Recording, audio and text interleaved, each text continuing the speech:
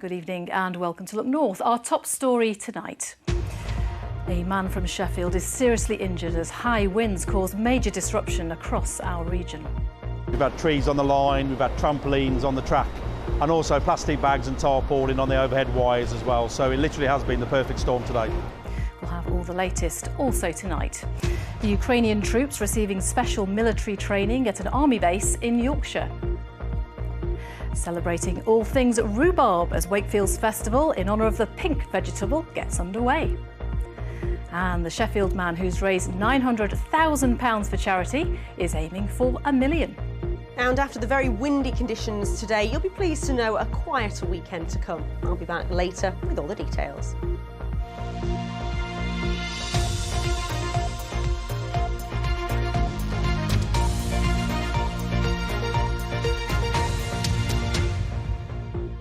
Good evening and thank you for joining us. A man is in a serious condition in hospital after a tree came down in Sheffield as Storm Otto hit our region. It's had a big impact too on travel as gusts of wind in excess of 70 miles an hour battered the region. So what do we know? Well, there have been major delays on the trains. Northern Rail say over 160 services were cancelled. Some disruption could continue into the evening and over the weekend. Flights were diverted from Leeds Bradford Airport and roads have been closed as a result of falling trees. At one point, more than 1,000 homes were without power, according to Northern Power Grid. This number is now decreasing and repairs are ongoing to reconnect homes. And golf clubs, cafes and gardens have also shut their doors. Whilst the wind has now died down, the transport disruption is likely to continue, as David Rhodes reports. Smashed cars, damaged homes and chaos on the transport network. This was the effect of the first named storm of the year, Storm Otto. In Sheffield this morning, South Yorkshire police said a man in his 50s was taken to hospital in a serious condition and a property suffered damage on Endcliffe Vale Road. For commuters, there were delays and cancellations all day across the rail network. Northern said they'd cancelled 160 services. We've had trees on the line, we've had trampolines on the track and also plastic bags and tarpaulin on the overhead wires as well. So it literally has been the perfect storm today. And what about the knock-on effects here? Because we know when there's major disruption on one day, there can be further problems down the line. We've been slightly lucky today because the storms have started to die off from lunchtime onwards. So our control team's working to recover the train plan now. I'm pretty optimistic we'll have a normal service from tomorrow. With winds in excess of 70 miles an hour, some flights were stranded at Leeds Bradford this morning, the country's highest airport. Flights resumed this afternoon, but passengers were urged to check before they travelled. Northern Power Grid said they've been having to deal with power outages across the region as trees have fallen and taken down electrical cables. Here in Leeds, this tree has fallen, bringing down this wall, and falling trees have been a problem in just about every part of the region today. Trees bringing down power cables was not just an inconvenience for golfers in Wortley in South Yorkshire this morning, they posed a direct risk to life. We have to get Northern Power to come and have a look at it before we can clear the tree up. So sadly today the golf course has been closed. Whilst in Shadwell, Leeds, local residents had feared more people may have been injured when trees were felled this morning. Knowing that the trees were vulnerable, I was concerned the last year, very much so. So when the wind came this morning and took these two, a miracle. So we're amazed that no one was hurt. Human casualties were thankfully few today, but this Porsche 911 in Harrogate didn't make it. Its owner said it was the second time in a couple of years the car had been hit by a falling tree. Elsewhere, trampolines reverted from being garden furniture to street furniture. Otto was a brief storm, but it's left its mark on our region. David Rhodes, BBC Look North. Yes, it certainly has, and we'll hear more from Keely at the end of the programme. Now, a week today, a minute's silence will be held to mark the one-year anniversary of Russia's invasion of Ukraine. For most Ukrainian soldiers, it's been their first experience of war, and for several months now, thousands have received special military training at an army base in Yorkshire. The location is a closely guarded secret, but today, Phil Connell was given access to see behind the scenes and see how the links between Britain and Ukraine are being developed. It's a war taking place almost 2,000 miles from here. But for many Ukrainian soldiers, it's here in Yorkshire where their military training begins. When they arrive, their experience is very minimal. A lot of the ones that have come through with me were either taxi drivers or delivery drivers, and then now they're at a stage where they're almost fully fledged infantry soldiers.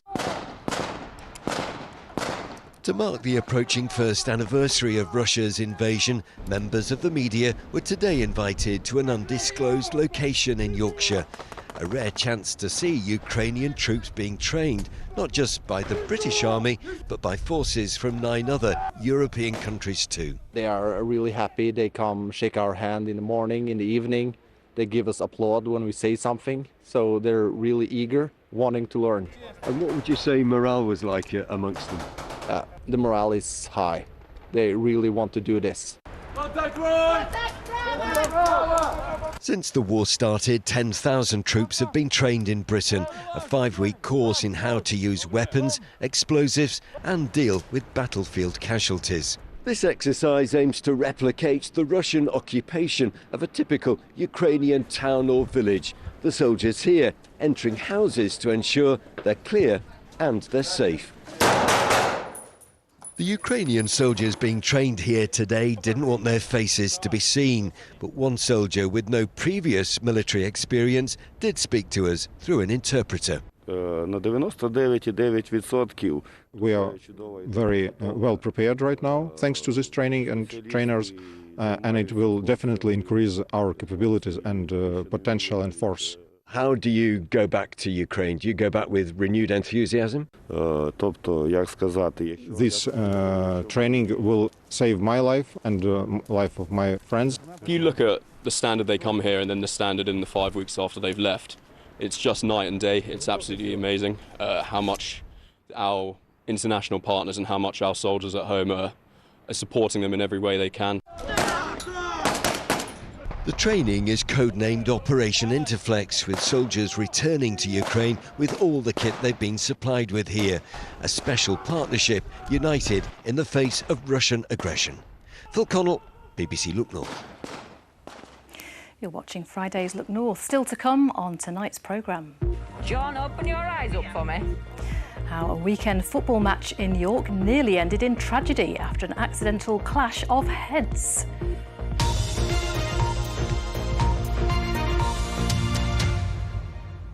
Okay, from today's wind to this season's winter weather, heating our homes has been extremely expensive over the past few months. While thermostats across Yorkshire were turned down, heating bills went up. To try and manage the problem, a network of warm spaces were opened across Yorkshire in schools, churches and libraries. But how successful have they been? Olivia Richwald has been trying to find out. At this community centre on Wakefield's Eastmoor estate, there is always a warm welcome. The thermostat is turned up and the reception is friendly. Most of those in this group live alone. You feel colder as well when you're on your own. You know, most people don't seem to be putting heating on while they're at tea time. It sort of boosts you up, you know, just to come amongst company. This group meets every Monday, one of Wakefield's warm spaces. The scheme was launched last autumn as energy prices soared and people started worrying about the cost of heating and eating. I'm almost 86, 87 next month, and my wife died 6 years ago, and consequently I have a lot of time to myself. It's like a good social gathering, and we've all made friends and we have a good time, don't we? With having arthritis and that, I feel as if I'm really warm all over. In fact, I got too warm. You can't complain about that, can you? Across our region, there are more than 1,000 warm spaces. But just how well have they been used? Here are a few examples. Barnsley set up warm spaces in family centres, libraries and museums. On average, 166 people have used them every week. Wakefield has served more than 5,000 hot drinks. Chesterfield has allocated £113,000 to 128 venues, and Bradford has seen almost 10,000 pensioner visits to its warm venues. But what has made some of them so successful? And what we found here is where a warm space has had a little bit of something extra to offer. So some are in schools and they've done reading projects with children. Some have been in community centres, so there have been other activities on. It's things that draw people in. We've even had folks who've gone to a warm space and become a volunteer. Bradford's warm spaces have also welcomed thousands of families. This room is part of a primary school. So parents have really enjoyed the aspect of having a space that is in their children's school. They can come anytime they want and they can feel safe here. They know their community, they know the teachers, and they know that the support is available for them. With fuel prices remaining high and success stories across Yorkshire, it's hoped the region's warm spaces will be even more popular next winter. Olivia Richwald, BBC Look North. Great idea. Now where East Midlands Ambulance Service will bring in the Army next week when paramedics take strike action. The service covers Lincolnshire as well as Derbyshire and Nottinghamshire, and it'll be affected by walkouts on Monday and Tuesday. Managers say they faced high demand during strike action last week, so military personnel will now be used to drive some vehicles and move some non-emergency patients and equipment. A weekend football match in York could have ended in tragedy when two players clashed heads. John James was playing for Huntington Rovers in a local derby game at Wigington when his skull was shattered above the right eye after he and an opposing player both went for a header. We'll hear from them in just a moment. John and Peter, the captain of the team, are with us. But first, let's see a bit of that dramatic rescue. Stretcher. Push, go foot right. Where's gear in the back? Caution's a master list. Caution. We're going to a football field to a 36-year-old male. He's been playing his sport and he's had a clash of heads between another player. When we're heading to scene and we know a second aircraft has been allocated as well, we know that this patient is as sick as they're going to get. Yeah. Oh, good left. Right. Thank you very much. Been playing football today. It's gone up quite a high header. Yeah. It's gone straight out.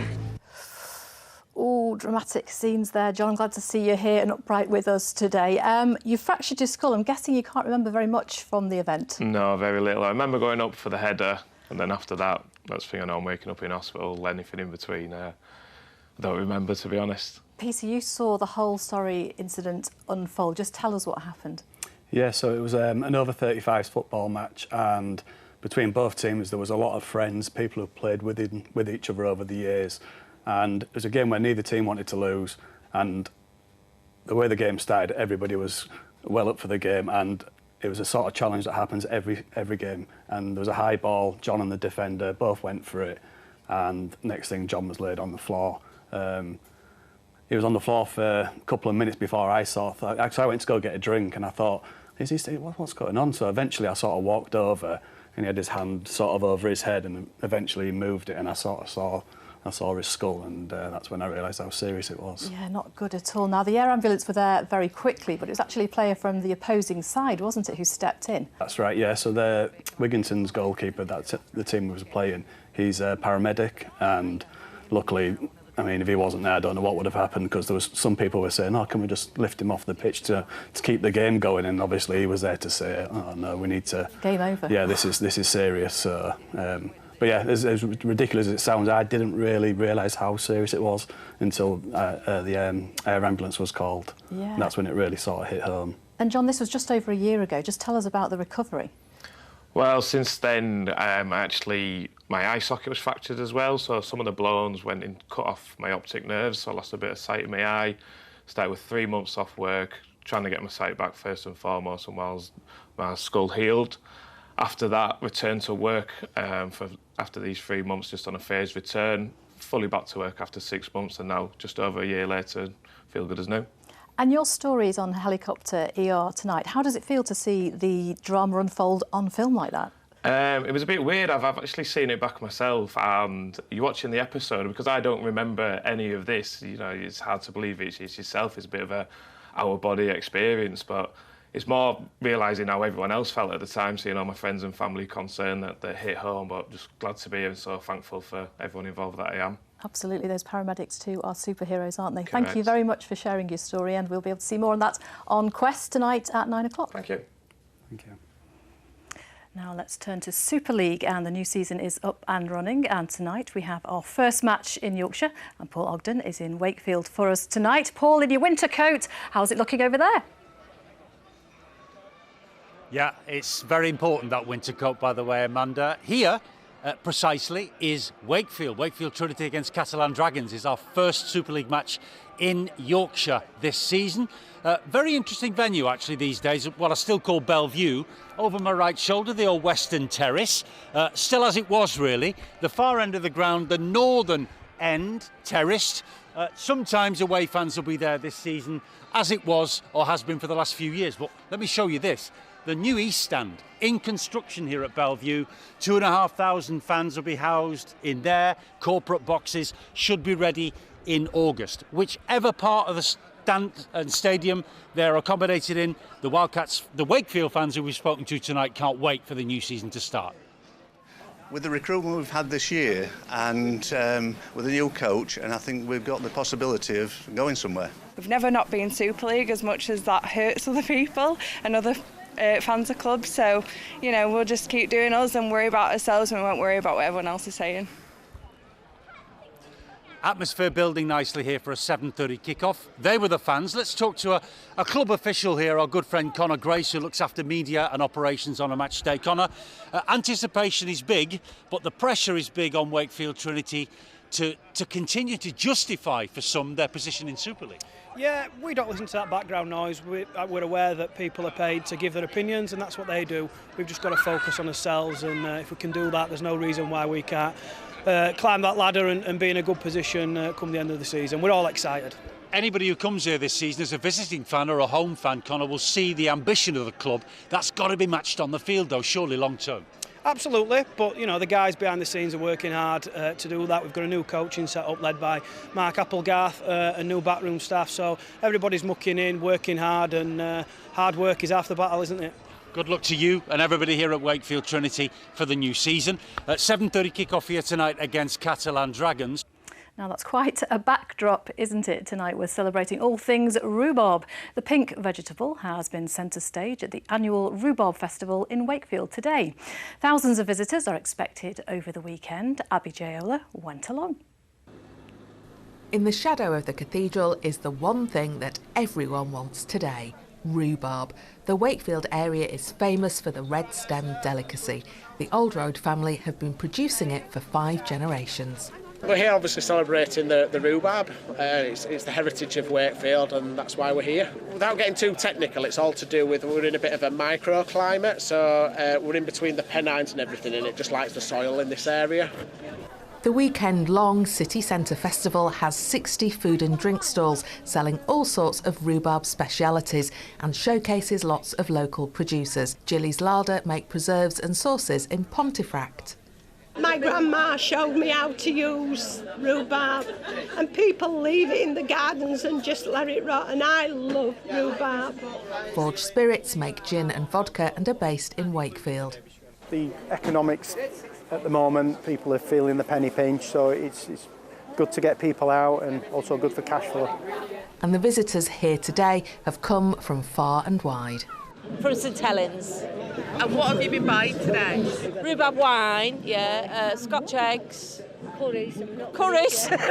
You name it, we've bought it. I've come with my family just to check out what's going on and to buy some rhubarb. What will you do with that rhubarb? I'm going to make a crumble on Sunday and maybe some curd or some preserves. Yeah. Some of the tin will maybe become gin, because that's rather nice. And then pies, I think. Rhubarb pie, rhubarb and apple pie. Yeah, even a crumble, maybe. This is a liquid that came out of that rhubarb. If anyone's lacking inspiration, there are cookery demonstrations on all weekend too. Wakefield's own bake-off star Karen Wright will be sharing some of her recipes. My favourite rhubarb dish, do you know, it's a savoury one. It's one I made in Wakefield Festival last year, and it's like a Persian chicken. So it's unusual. People tend to think of it being like crumbles and everything, but it's actually a vegetable, so I like to use it as a vegetable as well.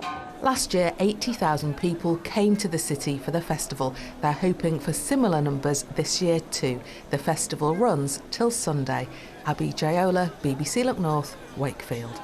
Lovely. My mum makes a great rhubarb crumble, especially with custard. Now, take a look at this guy. After more than 15 years of pushing a pram around Sheffield, fundraiser John Burkill has collected more than £900,000 for Macmillan Cancer Care. He's now on a race against time to reach the £1 million target before his 85th birthday next year. What an achievement that would be. Kathy Killick has been catching up with her. Nice to meet you, look. You take care. Whatever the weather's doing, meeting John Burkill is like feeling the sun on your face. He's made friends all over Sheffield with his indefatigable fundraising, pounding the streets since 2007. You keep taking them tablets and you'll be all right. His pram was his daughter's, the teddy was his wife's. When they both died within a year of each other, John started his fundraising walks, totting up a staggering £900,000 so far. A cool £1 million is now tantalisingly within reach. I'm just trying to raise that £1 million for them, which we are closing on, and I will do it. I know that. I don't doubt it for one moment, John. Tell me your modus operandi. How do you get people to hand over your cash?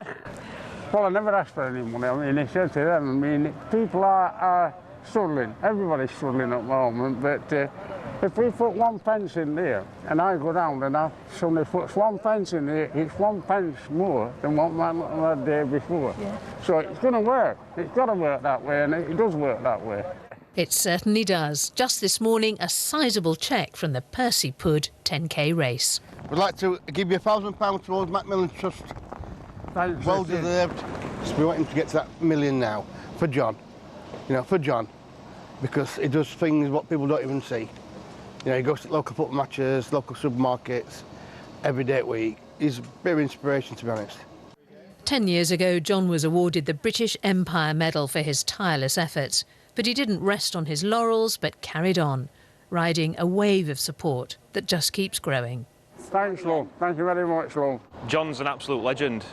He means so much to Macmillan Cancer Support. Not only is he a phenomenal fundraiser, but he serves as a listening ear to many people across the city who will come to him, and he'll pass them on to many of our direct cancer services, particularly our support line, which is available 7 days a week.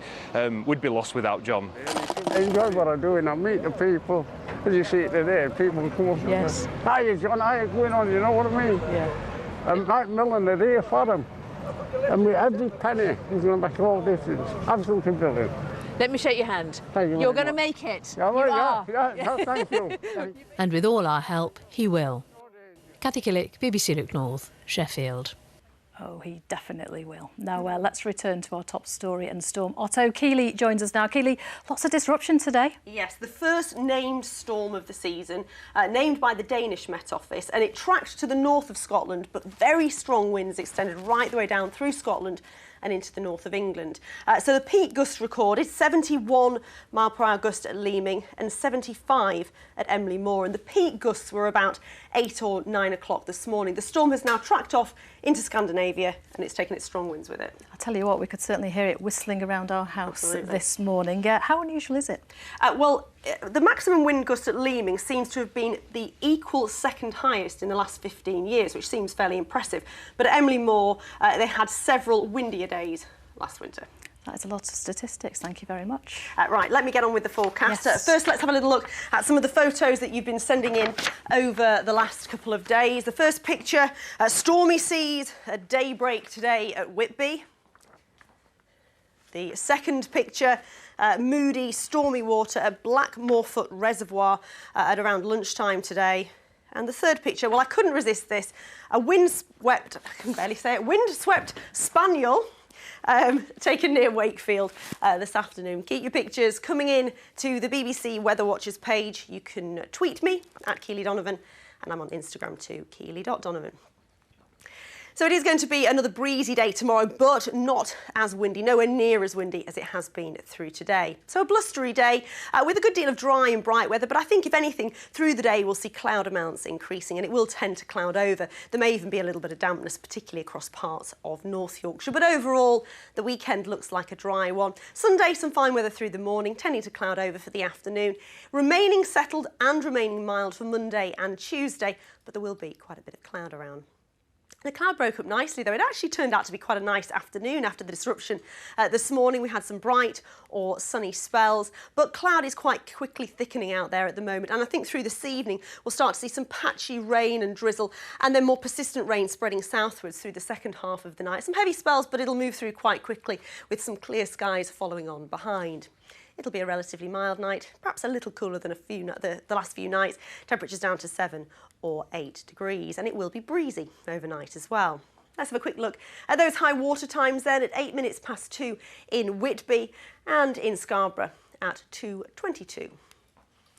So a blustery day to come tomorrow. Those winds quite gusty from the get-go, but there will be a good deal of dry and bright weather to come through the course of tomorrow. I think as we head through the day, certainly through the afternoon, the cloud will tend to thicken and spread out, so it'll increase into the afternoon. So cloudier tomorrow afternoon compared with the morning, and it may well be that we start to see a little bit of patchy light rain or drizzle, particularly across northeastern parts and parts of North Yorkshire through the course of the afternoon. But for most places, for most of the day tomorrow, it does look like it's going to be dry. A blustery day, though, and another mild one, with temperatures reaching around 12 or 13 degrees. 12 is 54 Fahrenheit. Into Sunday, once again, it does look largely dry. I think there'll be some bright or sunny spells through the course of the morning. It'll tend to cloud over as the afternoon wears on. For Monday and Tuesday, a lot of settled weather, a lot of dry weather, but there will also be a lot of cloud. It remains mild to start the week, and then it cools off as the week wears on. Amanda. Thank you very much, Keelan. A big clear up over the weekend for all of us who lost our fences and barbecues. Thank you very much. That is it from us. Do have a lovely weekend. We'll be back with your late news and weather just after 10 o'clock. Hope you can join us then. Goodbye.